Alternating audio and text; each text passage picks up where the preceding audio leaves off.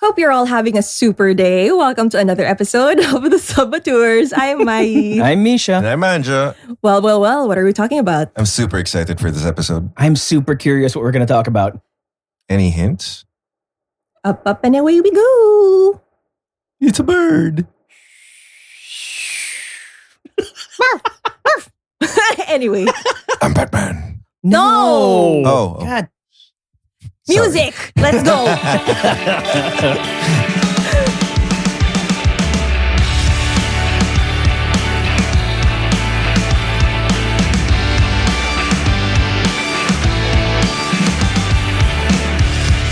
All right. Obviously, as you click this, you already know what we're talking about. And if you follow us on our various social media pages, you've seen us go through the whole shebang. Like, you're probably sick of us talking about this movie already at this point. But unless you don't follow us, which is okay, then welcome to the podcast episode. But please follow us on our socials too. Anyway, yes, we are talking about the 2025 Superman film with James Gunn, by James Gunn rather, with David Cornsweet as the new Superman, Rachel Brosnahan as Lois Lane, and Nicholas Hoult as Lex Luthor. I thought it was Mr. Clean. Wildest. Yeah, that's hairist. You can't be hairist. He doesn't have hair. That's what makes you hairist.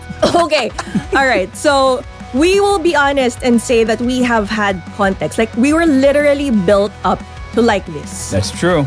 Like, that's a disclaimer because we were invited by the lovely people over at Warner Brothers to Thank you. Thanks, guys. to the fan event at SM Mall of Asia, where we met the cast and James Gunn and The producer, Peter Safran. yes, Who and helps run DC Studios. yes, exactly. And we were given a 30-minute preview of the footage. We were also there at the press con. So much baggage already, and we're kind of like pre-conditioned to like it. I'm not gonna lie.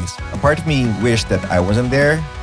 So Where? a With your part. signed Why do you Funko lie? Pops. A part. A very small part? A very small part.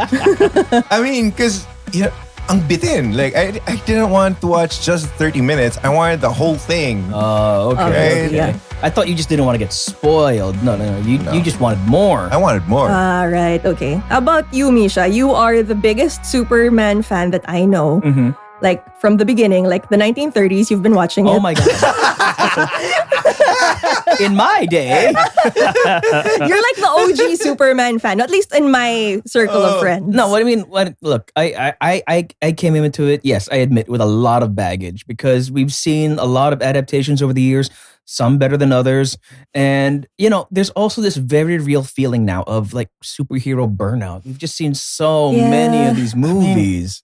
I mean, this to me was a breath of fresh air. I mean, that's exactly where I was heading because I did not expect to enjoy it as much as I did because again, we were hit by a barrage of social media. We went to the events, which were really fun. They were fantastic. Warner Brothers did a fantastic job of bringing the cast here on their first stop of their world tour. But there was always this little fear in the back of my head, like, what if it's not good? Thank God it was. I knew the movie was good when my favorite scenes were all the conversations, not the action sequences. Yes. The conversations were like the best scenes for me. Honestly, I'm not as big as a fan of you guys because growing up, I was more of an X-Men, Marvel kind of girl. Ooh. But cool. yeah, No, that's cool. It's cool. yeah. But honestly, when I was there, I was like, okay, you probably could have like seen from my mood that's like, okay, whatever. And then you guys had all your things you wanted to sign, and then I came in there empty-handed, just like, okay, I'll just focus on the footage. Would be nice to see them, would be nice to meet them. But after seeing the 30-minute clip, that's where I was like, okay, I'm interested. Yep. And to be fair to at least the both of you, you've already by this point seen it twice. Yes. So to be fair, Three times. It's not a contest, Misha. No, but what I respect out of you guys is that coming from the movie screening, you were like, I want to see it again because obviously we had the high from everything else that's happened. And you're like, I want to see it one more time to be objective. Yeah. So what are the objective thoughts finally? Like walking out of the cinema that second or third time, now that the hype has kind of like made its wave, That's an excellent question because I just saw it last night. It's a great movie. It's not the perfect movie. It's not the perfect superhero movie. It's a great movie. It's a great reintroduction, or rather like retelling of who the character, or reestablishing of who the character is, because you really get to know him. Like the essence of the character for this movie was very much well fleshed out. From the, like I said earlier, like the conversations, you really get to know who Superman is or who Clark is. It's like a perfect way of like really telling you that this guy is Superman and he's here to stay. Mm-hmm. I think I like how, I agree with you, how it fleshed out the characters. It made them more than archetypes. It turned them into actual people. Sure, there's a lot of cartoon comic book craziness happening. There's like kaiju running around. There's a Green Lantern. There's Nathan Fillion's god-awful haircut.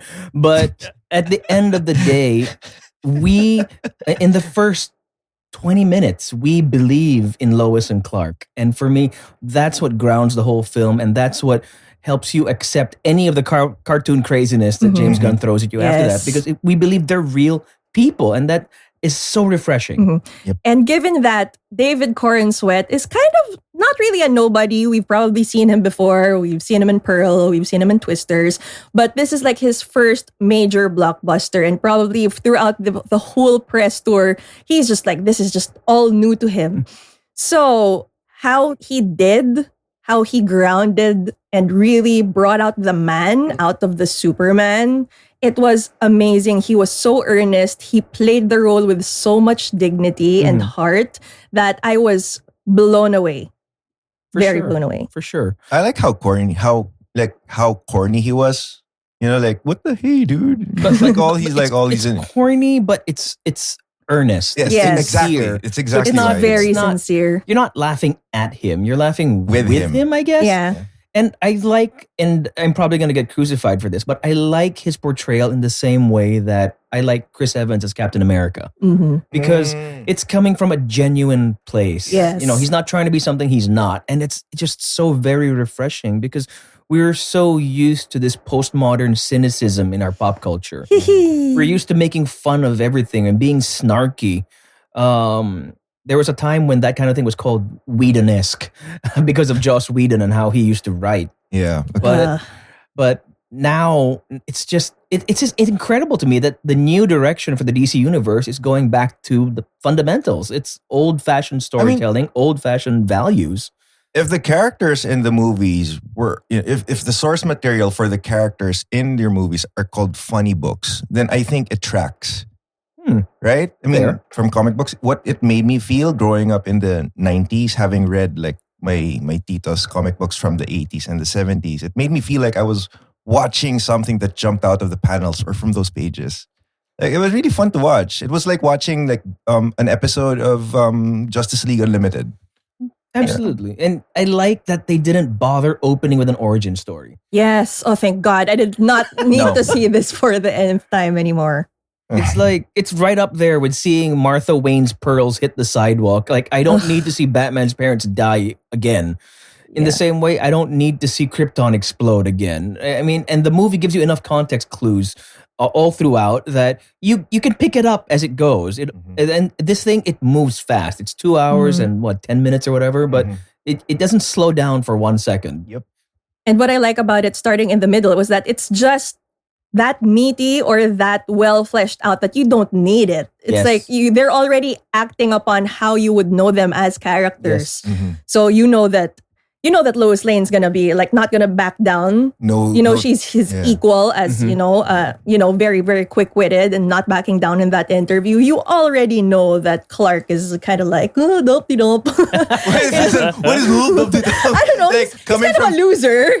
He grew up on a farm. Like a country boy. Exactly. Country boy. That's what makes him so endearing. Terrible taste in music. And apparently. And he goes to the big city. He's like really freaking out over his first front page article. Yeah, his parents call him up. It's adorable. It's cute. I know. So you already know right then and there who they are. And that's how strong the characters are. Yes. And you don't even need to know like, why is Lex Luthor so jealous? He just is.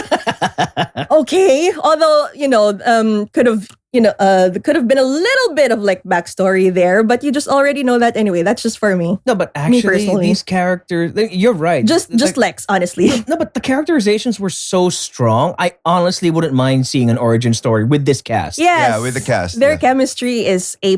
Like, have you seen the press tours? Yes, their they're their adorable. socials. Oh my god, it's so funny. I'm trying to figure out if Corn Sweat has better chemistry with Brosnahan or with Holt. 'Cause they're all so cute together.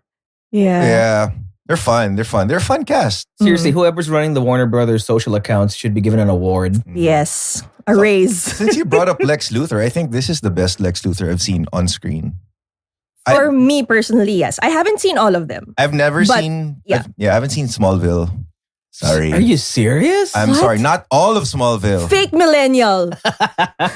Look, I always came home late from school. I couldn't catch it on Studio 23. But I bet you Man. still had a crush on Kirsten Crook. When Everybody Lois and did. Clark kissed at the end, some dude in the back started singing "Somebody Save Me." This is from last night's screening. Like, No, but okay, fine. This is definitely in my top 3, I guess, because this is the first time on the big screen we have had a proper evil billionaire Lex Luthor. Because previously we had the campy land grabber Gene Hackman. We never really did the proper 1950s, 1960s mad scientist either. Yeah, and then you had the Kevin Spacey one. The Kevin Spacey one was just a retread of Gene Hackman's because Returns was a sequel to 1 and 2. Minus the hair. My favorite ones, honestly, are the one from the animated series, played by Mr. Krabs. Yes. No, it's true. It's Clancy true. Brown is the I voice know, of Lex Luthor. but He's probably my favorite Lex you put Luthor. it like that. He's like, kill Superman. Anyways, no. That's SpongeBob. That's not Mr. Krabs. I like money. Okay. Why does it sound more like Popeye? But anyway. Or Look, I'm doing my best here. Okay. And I like Michael Rosenbaum on Smallville. He's just fantastically evil. yeah. In fact, there's a shot of the two of them on the red carpet, Nicholas Holt and Michael Rosenbaum, and they both got blonde hair, and it just broke my brain. Like, I thought you guys were bald. Anyway. But Nicholas Holt is amazing because he finally articulates on the big screen all of the frustration and envy that Lex has over this alien who's getting all the press just for being an alien. I love it. It's the best. I also love how he also auditioned for Superman and didn't get it. So it's already motivation like, oh, I'm envious. That's good. There's like this deep down envy. No, but I love how they portrayed this Lex that when he would fight Superman, he would be in this like Super Bowl offensive lineman or offensive coordinator press box where he just like shouts out commands. A1, A1, like, C9, whatever. C2, lemon iced tea. And, oh God. Oh, And like, that's funny. you're that rich that you have other people do your like video game super combos for you. This guy's like an offensive coordinator is the best. Can I also say, I also like how fucking petty he was. Yes. He's such a brat. I Yep. know. I loved it. So he's incredibly diabolical and unhinged here. Oh my God, that scene in the prison where he just shoots Malik in cold blood. I was like, oh man. I felt so bad for that guy. Yeah. All he wanted to do was like give falafels. to No, but that was a Superman. really good scene because it really allowed you to paint a picture of what Lex Luthor is as a person and who Superman was. That's 'Cause true. You could see how well they played off of each other in that scene. Yeah, their reactions That are was- complete opposites from That each was other. really awesome. Yeah. Like Lex Luthor did not give a crap. Mm-mm-mm. I love how he was not able to finish his ending supervillain speech, which was, interrupted by good old Crypto. Crypto is MVP. the best. He is the best. He really is. A lot of people, not just me, would have watched it just for Crypto. I Yeah. think you did. Shut up. Sorry. I mean, Yes. it's not a bad thing. It's not a bad It's not thing. a bad thing. And okay, dog lover perspective, seeing how Crypto acted, yes, he's a bad dog. He's not well trained. He is like destroying everything, but you love him either way. She's so adorable. Si Deng was so disturbed. She was all like, he's a bad pet parent. Well, technically Technically, it's a foster thing. Technically, it's a foster thing, but either way, you Still know. so sweet though, and he He's was such like, a good dog. even if he's a bad boy, he's probably alone and he needs me. And he's scared.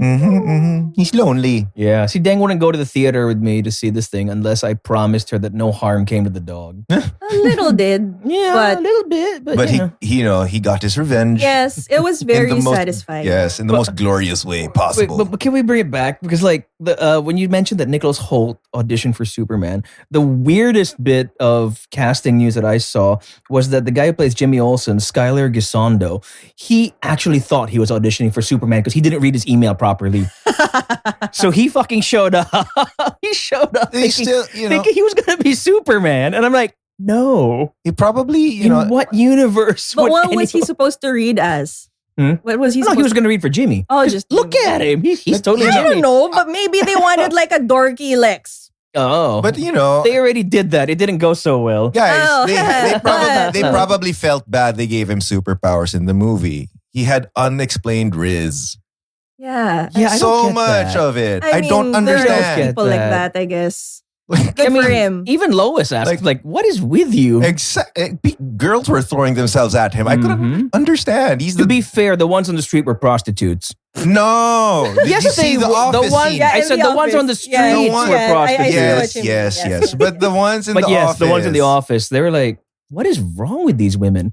It's probably a soft boy or something. I don't know. He looks like a soft boy. Wow. Judgy. Yeah, but that's very judgy. he probably got more game than you, but I'm not denying that. I'm not denying that though. Yeah. Anyway. What about the secondary cast? Because it's not just Superman, Lex, and Lois. As much as we love them. So despite Crypto being the MVP, there is another breakout. Sorry. There is another breakout character I'd like to talk about. Go for it. Mr. Terrific. Mr. Terrific was terrific. Yeah, okay. I could have played that better.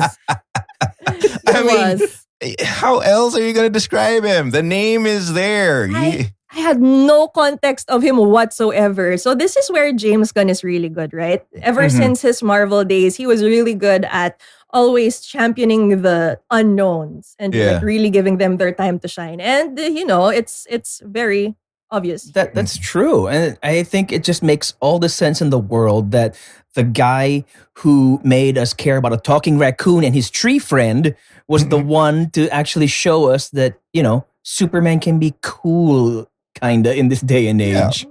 Especially a guy named Mr. Terrific. That's corny as hell. I mean, no, but you're absolutely right. Nobody cared about the Guardians of the Galaxy when they first came. I mean, before we saw the movie, nobody gave a crap. Yeah, same here. So Mr. Terrific just stole the show in so many scenes. Oh, that sphere scene was amazing. Like from the point of view of Lois, like everything going on. That was so cool. That was the best. But it was just the camera was just moving around Lois and how you see him and people flying around. Because I've read about this guy. I've seen him in the cartoons, and it was really interesting to me at how James Gunn would have portrayed his style of fighting or combat. Because I knew he had these things called the T-spheres. Balls. Exactly. Balls. But, like seeing it in live action and actually watching him use them as projectiles like in a video game, I was like, fuck. I think that's where your Justice League Unlimited comparison comes into play from earlier. Because Justice League Unlimited just greatly expanded the original cast of 7 of Justice League. And it would introduce new characters every week, but it would never slow down to explain who they were, what their powers were. You picked it up along the way. And I think James Gunn did a fantastic job here of managing his additional characters, because this really could have been overstuffed. Yep. But it just felt like this is the world, accepted. I think he just cherry picked like what he think or who he thought would work really well. And for how the story went, seeing as how the story went, I think they needed a character who was at least at the level of Batman. Right. Because for people who don't know the character's background, he's supposedly the third most intellectual person in that universe. 1 and 2 being either Lex or Batman, him being number 3. Interesting. And it's funny because the guy who plays him, I know I'm going to get this wrong. Eddie Gathegi as Mr. Terrific. If you see him on the red carpets, he's just like the happiest guy because he was infinitely frustrated when he appeared in X-Men First Class years ago. Oh, because he played what was his name? What was the guy's Died, name? right? That's the thing. But the like, guy who's his supposed his superpower is literally adapting to anything. to survive, he couldn't. So he's had a chip on his shoulder since then, and here he just totally nails it. It was him. Okay, that's why he looked familiar. Yeah, Okay. I mean, even Nicholas Hoult was in First Class. He was Beast Yes. next to J-Lo as Mystique. Oh, so it's a reunion of sorts. It is kinda. That's cool. Okay, please explain to me Nathan Fillion and why his hair has to okay. be like that. Like, this was a question I asked Anjo and Misha. Like, Okay. why is his hair like that? Misha, may I? Because Go, please, I'm please. a huge Green Lantern Go, fan. go, And go. Guy Gardner is my third favorite Green Lantern. There are now there- 6 or 7 human Green Lanterns, and he's my third favorite. Okay. Okay? He played this to a T. Like, it's the perfect... To a T. To Yeah. your expectations, obviously. Yes. Mm. And more. Actually, like, when they said Guy Gardner, I was like, why the fuck is it going to be Green Lantern? He's always been a douchebag. He's always been an asshole, but he's always had a chip on his shoulder. That's why he's like that. But the humor and how funny he was perfect. It's how he is. Like, the most known version of Guy Gardner was written in the 80s in a comic book called Justice League International, which was established by Maxwell Lord. And that's the perfect... That's Lord. Sorry. Give back the stone. No, sorry. Halal, no. Well, no. Okay, that's another DCE we're probably gonna talk about But later. yes, Nathan Fillion got the assholeness, the assholeness, the overconfidence of Guy Gardner. Perfect. No, but like the haircut, I think they drew him that way on purpose just so he would be even more unlikable. Okay. And James Gunn was actually interviewed saying that the entire reason he cast Nathan Fillion as Guy Gardner was just to see him in that stupid haircut. Well, it worked. And I love the touch of the middle fingers. Oh yeah, that was cool. It's very Watching on him brand. use his powers, yes. It's very on brand. Oh, I love seeing that. yeah, but then like there's Guy Gardner and there's Mr. Terrific. We love them, but then there's Hawk Girl, which I can't do the. She's that was close. okay. That was close. She was okay. I mean, the scream, the yell, caw thing was pretty Caw. creepy. That was weird. Yeah, was but weird. as a character, she was just there. She was just there. She was just there. Like, I mean, I'd want to see more Isabella Merced with more context to the character, but then, she was a character that we didn't necessarily need. Maybe she was there to paint a picture for something, or, she did do some unsavory things that may lead to something. to Yeah, set the I mean, tone. like, it's been speculated that maybe she was the one chosen because they had to illustrate how different the other heroes were from Superman, and she just straight up kills a dude. Yeah. And they needed somebody that ruthless, and she's actually known. The character's known to be that ruthless. Mhm. I also think they really needed to push there, parang, Superman will not kill. Mm. Unlike other Supermen. Yes, Mm. who have Wink, to kill wink. to learn that it's bad to kill. Choice. Man, I never needed to kill a guy to know it was bad to kill a guy. Well. Anyway, Let's. okay, so I also kind of want to get into something I've never seen before, which is Kal-El's real parents. Okay. This was an angle that really surprised me because I could really see how this could break Kal-El or Clark or Mhm. Superman's character Mhm. because he grew up listening to the same loving message from Yeah. his parents saying that, oh, we love you, do good in this world, when in fact, it was something much more sinister than that. This whole time, he believed that they wanted him to do good, but they actually wanted him to procreate, invade, and, lord over all these people who are weak. Funny you bring that up, but I really think that's been tampered with.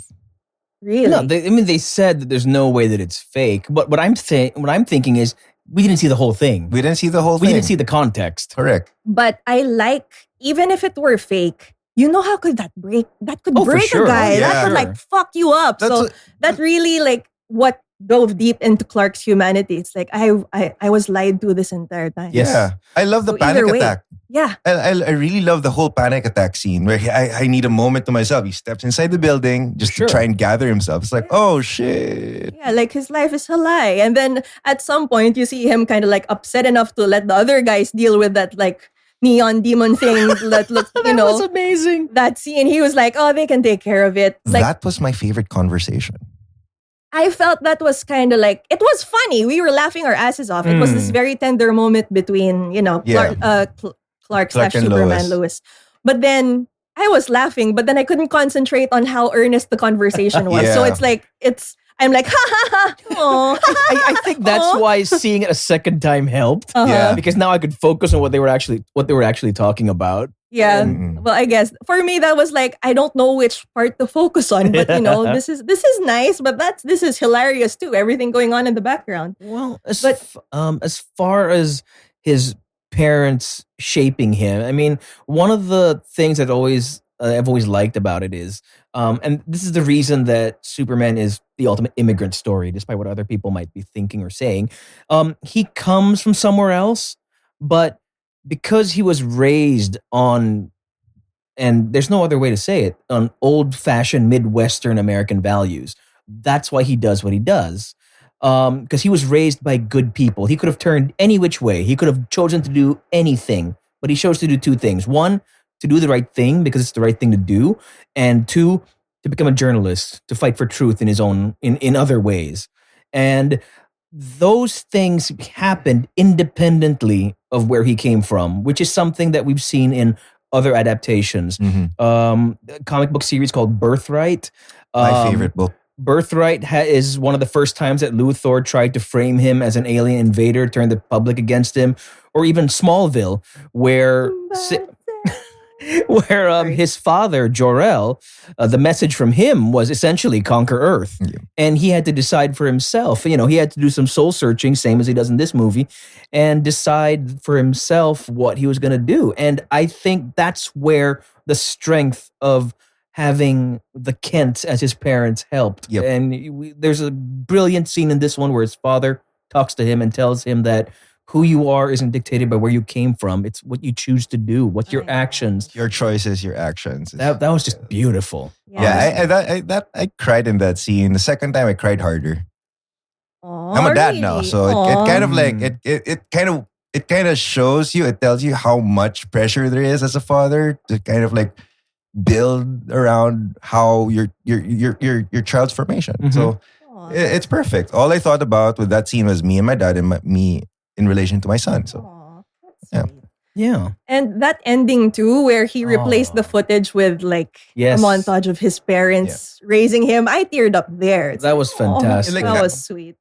how I see this movie is that it's essentially the same message that Man of Steel wanted to say. Wanted to say. Wanted to stay. Wanted to say. It's about it's I think the context is about choice, or the message is about choice and what you choose to do. Mhm, mhm. It's just that Man of Steel chose to, couldn't really deliver it so well. I mean, don't get me wrong. It looks amazing, and Henry Cavill looks amazing. But Didn't Amy come from me. Adams looks great. But- But without really focusing on how human the people or the characters are, then the messaging of what choice or how important choice is does not really matter anymore. It's not as meaty. It's not as meaty. There's no it weight. looks good on the outside, Yeah. but Yeah. I'm sorry, the chemistry between Lois and Clark was not there. no, No. I think what it lacked was really the heart. So Mm. that's what I think that is probably a motivational thing for James Gunn to really push that here Yeah. to differentiate it. absolutely. Yeah, then you go into Act 3 where he just decimates Metropolis. You're still talking about Man of Steel. Man of Steel. Yeah, but here he has regard for life. At some point when the kaiju was there and he wanted, to transfer to somewhere where people would get Yes. hurt, I'm like, that's a lot more thought than the Superman put into Man of Steel, where it's just like, But I like that it didn't become preachy about it. No. It just showed these differences. you It, see the squirrel. it showed the differences through action. It didn't Yeah. stop to explain this is what we're doing different from the last Yeah. guy. Yeah. It wasn't pandering. Okay, No. it just showed Superman doing Superman things, which Mhm. I loved. Like, for example, one of the things that they don't show at the beginning of this movie is the conflict between the two countries. Ooh, Right? They yeah, never let's showed. get They there. never showed how it started. They never showed what he did. We just hear snippets of it, but because of our familiarity with Superman, We know exactly. we pretty much can figure out what he did there just because we know how Superman behaves or how he's supposed to behave. it's how he gets into trouble. And I think that's what James Gunn did here brilliantly. He played off how we're supposed to view Superman or how our collective recognizing of him is. Because at the end of the day, Superman is supposed to be inspiring. He's supposed to be light to Batman's dark. He's supposed to be hope versus Batman Cynicism. fear. Fear, Fear, right? Trust versus vengeance. That's why he doesn't wear a mask. Batman is always in the shadows. He's always covered, but Superman's always up front, smiling. You know, he's helping kids cross the street. He's saving cats out of trees because he wants people to trust him. Because the idea of a superpowered alien flying around unchecked is terrifying. But that's what makes this character inspiring, not just for the people who look up to him in the real world, the fans, but even for the people in universe. All the other heroes, whether they admit it or not, they look up to him. Batman respects him. Besties. Yeah, and it's their opposites that make them work. That's right. As a Batman fan, I completely agree. Let's try to look at it as a present day context. Obviously, there is unrest in the Middle East where they did not shy away from here. Although the titles or the names of the countries were fictional, we know it's alluding to something that is going on in reality. To which some people are saying, the critics will say like, oh, it's trying to be woke, blah, blah, blah. So what do you feel about the choice to have that political unrest here in the movie? Because they totally could have like not put it in. But this added a layer of like, not just the political unrest or like world wars happening, but that also brought up journalistic integrity through the interview of Lois and Superman. Yeah. I mean, I like the fact that they put it there. It's just to further drive a point that war isn't good. It's no one wins in war. People will lose. More so like people who are in need will lose more than people who actually have resources. I think in as much as Superman was created essentially as wish fulfillment, okay? He was created by two penniless kids of Jewish immigrants to stand up for the little guy. Like his first enemies in the comic books weren't even robots or aliens or mad scientists. He fought cruel landlords. He fought corrupt politicians. And he gave people something to look up to. And that translates into what you were saying about the unrest in the Middle East, I think, because that ties into the overall thesis of the film, in that the only way that any of this ends is if we're just good to each other. You know, the biggest thing that Clark says in the movie about how maybe being kind is the new punk rock. I love that. Brilliant. Yep. That was Just the best. brilliant. That's the real punk rock. Because everything is so cynical now. Everything is so jaded. Everyone is so suspicious and everyone's just so full of crap. Here's this guy who says what he means and he means what he says. You know, and all of a sudden it's refreshing. The most earnest dude in the room. Yeah. That's exactly what we need in this time. But for me, the value of putting that there was to make it more, at least for people who are aware of things that are happening, to make it relatable and really drive home the point that this is what we need. And just like what Anjo said, nobody wins in war. Yeah. We're just really being toyed with by these fucking billionaires and, you know. So Superman defeats the billionaire. So that's a nice glimmer of hope. That is a nice feeling to walk out of the cinema from. Albeit it's not perfect, I like how I felt after leaving the cinema. And I think that's the most important thing about Superman and this iteration of Superman. It just, in a very, very cynical world, you walk out feeling like you want to be good. Yeah. That was beautiful. Like, you know, coming out of the screening, everybody just had like a big smile on their face. Yeah. You know how rare that is? It's pretty rare. It's like, you know, we've been, as a DC fan, I love Marvel too, but, you know, like I grew up with DC comics. Like my first favorite superhero was really Batman. And then, as a DC fan, I've been waiting for a really good DC movie.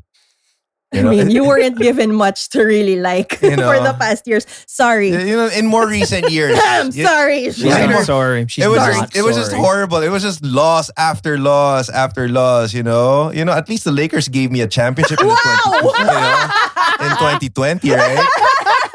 Yeah, but it's Yeah, I know. I understand the Yeah. disappointment. So that's nice. Yeah, and I think I really appreciate it. Honestly, this is giving the entire genre, a shot in the arm by trying something completely different, and in Clark's words, punk rock.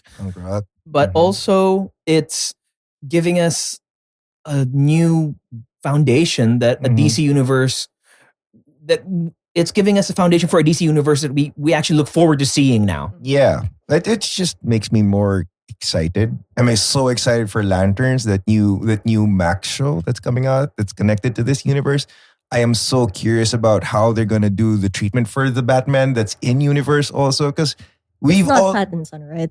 we don't know, but we've seen the past Batman movies. They were all pretty dark. Especially the Pattinson one, which was a film noir, right? It was grounded on realism. Nolan's Batman was grounded on realism. This world is so outrageously bright that it would be so interesting to see what kind of Batman Gunn's universe will put out. I mean, all the more the darkness will stand out. Exactly. Interesting.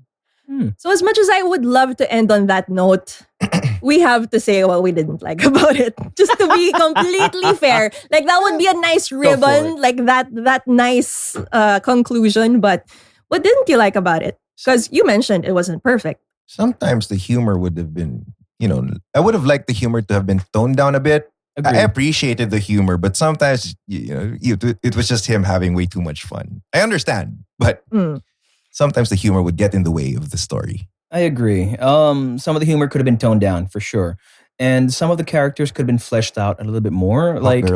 Hawk Girl was one for sure. As much fun as it was seeing Ellie's girlfriend from The Last of Us. Ellie's girlfriend. Speaking of Ellie, Eve, another E. Really, you're not gonna get that high res of photos through selfies, please. I mean, some yes, but I don't believe the close-ups. Come on, LexCorp technology. Yeah, we don't know what kind of phone she had. Yeah. Come on, guys. You're not gonna get everything through all of those selfies. Like what they got. Come on. I mean, now a perfect flat lay from that angle. Come on, guys. I mean, if Lex Luthor was able to have high-res resolution in real-time feed. Why is this your concern in a movie where a dude fucking cloned Superman? He cloned him and he brainwashed him to work him like a video game. That's like how that happened, though. I would have wanted to see that. He did mention it, though. He did mention it, but how? Yeah, but again, it's a movie with a pocket universe and monkeys on keyboards. Hey, I love that, though. I love that. Explains troll farms. Internet trolls are monkeys on keyboards. Screw you, trolls. I get that. Other characters that could have been developed more were the Daily Planet crew. Yeah. As much as I loved seeing those characters together, Steve Lombard, Cat Grant, Perry and Jimmy White. Olsen, Perry White, they were given very little to do. In fact, most of their dialogue just came towards the end when Perry says, all right, all of us got to get into that flying saucer to evacuate the city. And they even brought along Ron Troop, which took me 3 viewings to figure out it was Ron Troop. It's just the random black guy that they brought along. I mean, I kind of felt bad because I liked Wendell Pierce. I like all of those actors. But, Bennett, yeah, of course. Mm-hmm. Did you see, Cat Grant is played by the one who played Floor in Guardians of the Galaxy 3. What? And she's going to be voicing Chopper in One Piece, the live action.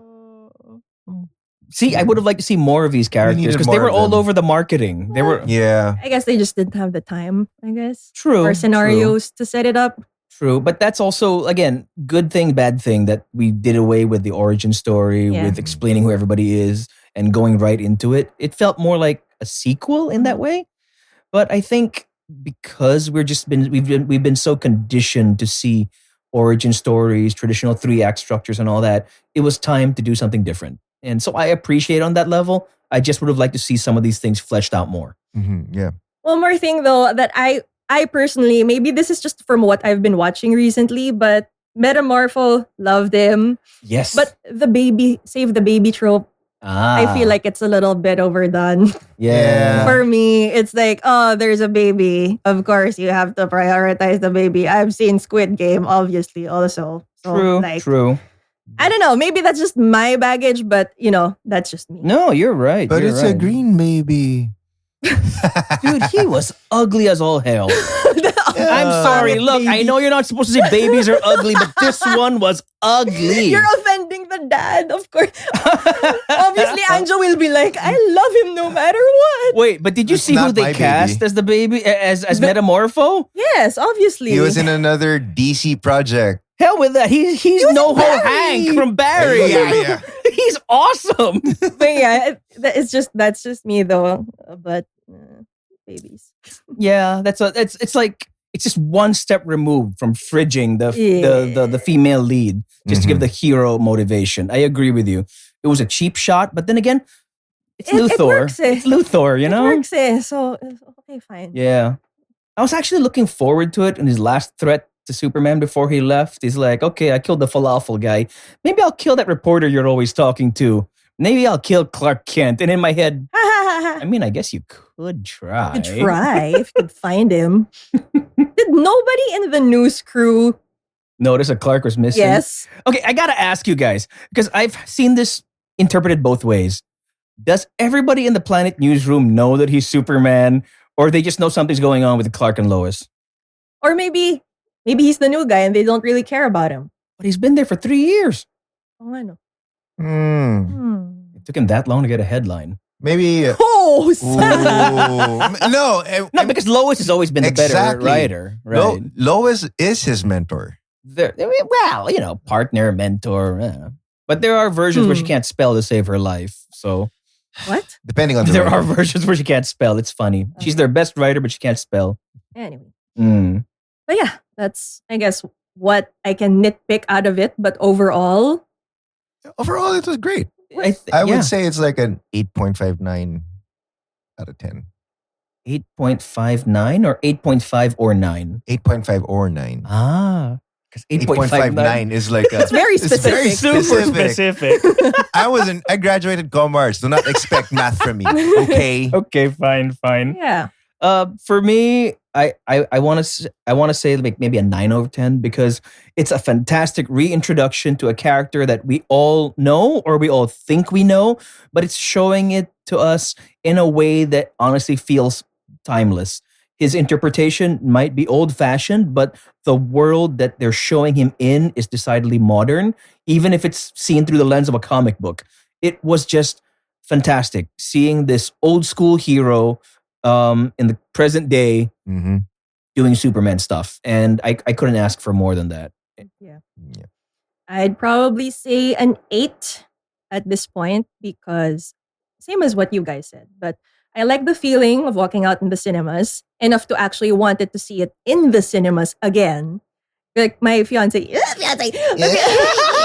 Congratulations! First time on the podcast. Woohoo! So my fiance was like, I told him that it was good. And then he was like, okay, I'll wait for it on streaming, on Max or something. I'm like, no, you have to see it in cinemas. So the fact that I said like, no, you have to see it on cinemas and I would willingly go with you again. And honestly, not just because of crypto, that says a lot already. But yes, it's not perfect. Could have been toned down a little bit in some parts, but it just sends the right message to, I guess, the right people who will listen to that message. And if you don't understand it, then maybe you're the problem. No, I'm just kidding. No, you're not. No, that's absolutely correct. I agree. I with agree. you. It's more of like, if you could not like it in a taste perspective, but if you say that this is not Superman, you're not as educated on Superman. Correct. Damn straight. Watching kids outside of the cinema was the best. You could see them pretending to fly and be like, I'm going to save the world. No, that's the heart of it. And like, That's what you want. That's what the movie is set out to do. And that's what it did. Mm-hmm. yeah, so what if it's for kids? Adults still enjoyed it, yes, but the heart of the character is everything. And this has been what we were looking for many, many, many years. We wanted to understand Superman. We wanted to not be bored by a dark, burly, sungit Superman. I don't know, Angsty. depressing, angsty. Superpowered Batman. Yeah, but it just gives us that hope that we need for this time now. So I love the hashtag look up. It gives us something to look up to, someone to look up to, Yeah. and it just works. It works. Yeah, not super shits. Not super shit. Oh, I love that he was so triggered by that. And sorry, emotional Superman is my favorite Superman. I don't care. He's the best Superman. He's the most human Superman. He's and the that's most what we human. love about it. All right. So that is a wrap on this Superman episode. Obviously, a lot of love out there, but we want you to see it for yourself and I guess form your own opinions on it. So watch it in cinemas. Recommended IMAX. I'm gonna try to concentrate through Anjo's theme song playing. You can do it. But yes, Dun, dun, dun, dun. it's screening by now. Yeah, I can't. I couldn't. I win! We were so close. I know. But yes, thank you for listening to us ramble and fanboy/fangirl through this episode. But if you want to listen to more, we are the Sub-Auteurs. This is a podcast. We have episodes every once in a while, so hope you can tune in and check out our social media at Sub-Auteurs Podcast, Instagram, TikTok, wherever. Yeah. Okay, we never know how to end these things. No, so we bye. Thank you. Okay, I love you. Bye-bye. Good boy. Girl? Boy. Dog. Crypto? Good Huh? dog.